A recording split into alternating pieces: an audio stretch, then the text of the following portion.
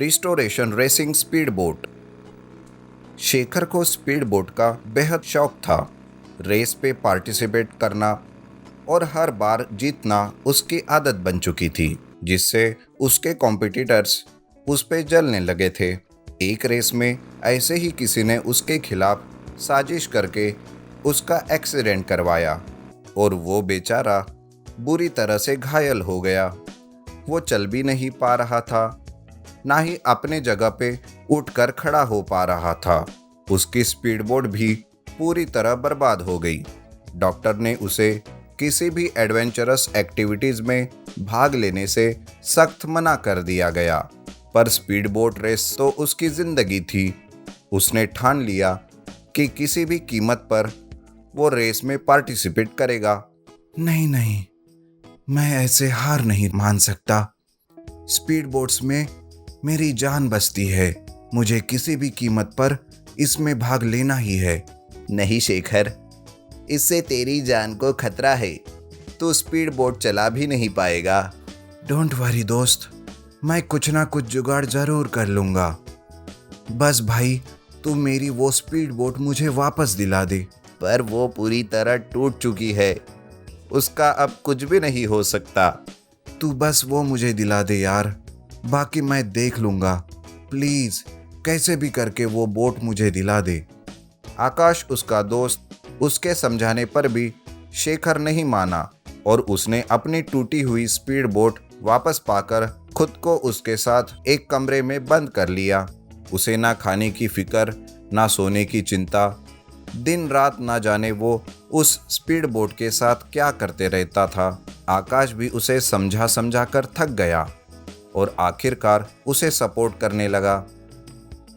चल भाई, तेरी जिद के आगे मैंने भी हार मान ली। अब तू बस तुझे जो चाहिए वो सब मैं तुझे ला कर दूंगा। तेरे चेहरे की खुशी ही मेरे लिए ज्यादा मायने रखती है। आज से अपना फुल सपोर्ट। पर तू बोट चलाएगा कैसे? बस अब तू देखता जा आगे आगे क्या होता है। आकाश के सपोर्ट से शेखर को और जोश आ गया और उसने पूरी जी जान लगा दी अपने बोट को ठीक कराने में। जल्द ही रेस का दिन आ गया। शेखर के कहने पर आकाश ने उसकी स्पीड बोट पानी में रख दी और वो भी सोचने लगा कि अब क्या होगा। तभी शेखर अपनी व्हीलचेयर पे बैठकर वहाँ आ गया और रेस देखने आए जजेस के पास जाकर बैठ गया। तू यहाँ बैठेगा तो बोट कौन चलाएगा? मुझसे कोई उम्मीद मत रखना, मैंने आज तक साइकिल भी नहीं चलाई है। शेखर मुस्कुराने लगा और वहाँ रेस स्टार्ट होने की अनाउंसमेंट भी हो गई। सबके बोट्स के साथ साथ शेखर की बोट भी निकल पड़ी। सब लोग हैरान होकर फटी आंखों से वो नज़ारा देखने लगे। बिना इंसान के सिर्फ बोट पानी को चीरते हुए आगे बढ़ती चली जा रही थी। आकाश ने मुड़कर शेखर की ओर देखा। तब उसे पता चला कि शेखर ने रिमोट कंट्रोल स्पीड बोट बनाई है और बाहर बैठकर ही वो उसे कंट्रोल कर रहा है।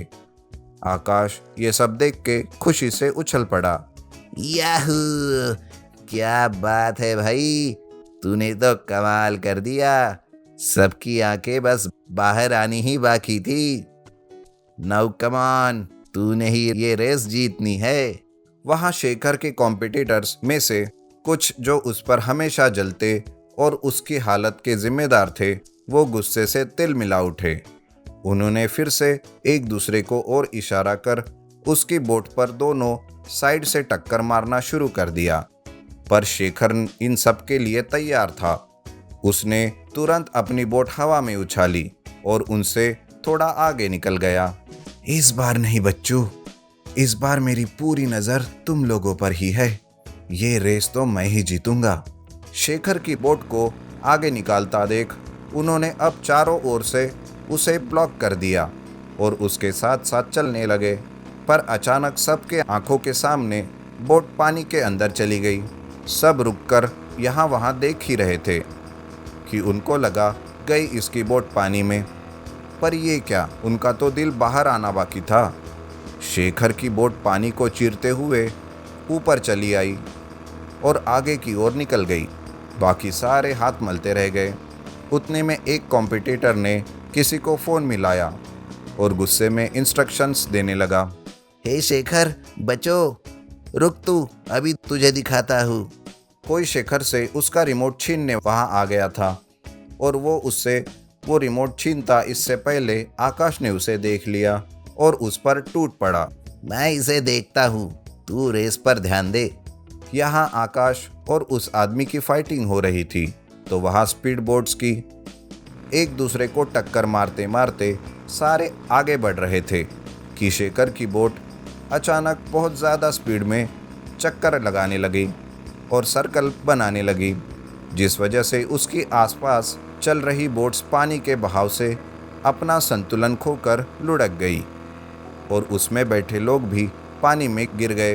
अब बस 3 बोट्स ही रेस का हिस्सा थी। उनमें काफ़ी रोमांचक रेस शुरू थी कि अचानक एक बोट ने शेखर की बोट को टक्कर मारी, पर शेखर इस बार पूरी तैयारी के साथ आ गया था। उसने बोट को संभालकर उसकी स्पीड दुगनी कर दी और रोमांचक तरीके से ये रेस जीत ली, जिसकी एक्साइटमेंट में वो खुद भी चिल्लाकर खड़ा हो गया और आकाश उसकी ओर भागा चला आया। ओह माय गॉड शेखर, तुम अपने पैरों पर खड़े हो गए। It's a miracle. सच में स्पीड बोट रेस तुम्हारे लिए नई जिंदगी लेकर आई है। Congratulations bro. थैंक्स ब्रो, सही कहा तुमने। इनमें मेरी जान बसती है और आज इन्हीं की वजह से मेरे बेजान पैरों में फिर से जान लौट आई है।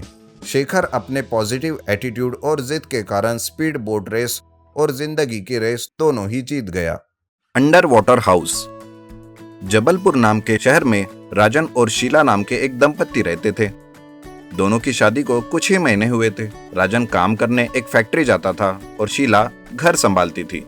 राजन का काम उस फैक्ट्री में बॉयलर संभालना रहता था, जो दिन भर बॉयलर की गर्मी सहन करके करना था, जिस वजह से राजन जब भी घर में आता पहले वो एक बकेट में पानी भरता और उसमें अपने पैरों को डुबो कर रखता। ऐसा करने से उसे बहुत ठंडक महसूस होती थी और वो रात को आराम से सो पाता। ऐसे ही कुछ महीने बीत जाते हैं और गर्मियों का मौसम शुरू होता है। वो रात को काम से घर लौटता है। बहुत थका होने के कारण शीला से कहता है, सुनो शीला, आज मुझे कुछ अच्छा नहीं लग रहा। ऐसा लग रहा है जैसे पानी में ही डूब कर रहूं।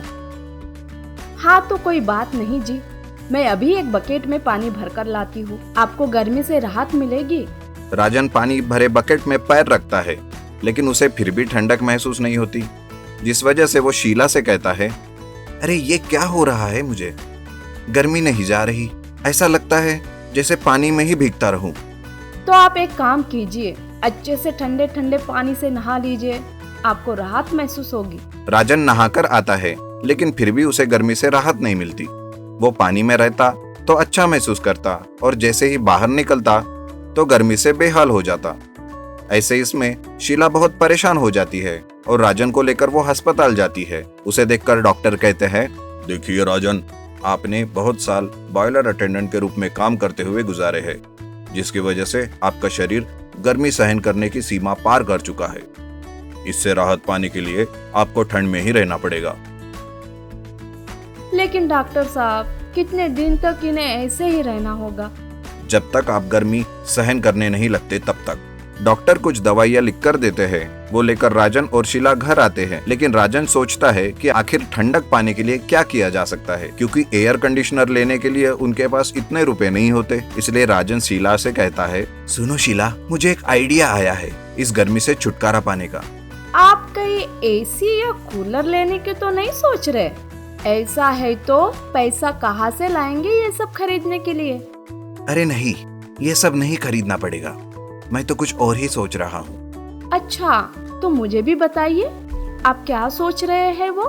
राजन दूसरे दिन घर के आंगन में एक बहुत बड़ा गड्ढा खोदता है और उसमें वो एक घर बांधता है और सारा सामान लाकर उस घर में रखता है। सब होने के बाद वो उस गड्ढे में पानी भरता है, जिससे वो घर अंडर वाटर हाउस बन जाता है। राजन बाजार से 2 ऑक्सीजन पंप लेकर आता है। एक खुद पहनकर शीला को भी एक पहनाता है और उस अंडर वाटर हाउस में चला जाता है। वहां पर पानी ठंडा होने की वजह से राजन बहुत अच्छा महसूस करता है और शीला उसे कहती है, वाह जी, ये तो आपने बहुत अच्छा सोचा है। अब तो ना एसी ना ही कूलर की जरूरत है हमें। क्यों, हो कि नहीं मैं होशियार? राजन और शीला के अंडर वाटर हाउस की बात पूरे शहर में जोरों से फैलती है और सारे मीडिया वाले उनका इंटरव्यू लेने उनके पास आते हैं। राजन और शीला मीडिया को ऑक्सीजन पंप देते हैं और उनको भी अंडर वाटर हाउस में ले जाते हैं। वे उनका इंटरव्यू लेते हैं। इस तरह से उनकी ये आइडिया उन लोगों तक पहुंचती है जो लोग गर्मी की बीमारी से परेशान हैं और एसी या कूलर खरीद नहीं सकते। इस तरह से राजन और शीला अंडर वाटर हाउस में रहकर अपनी बीमारी से निजात पाते हैं।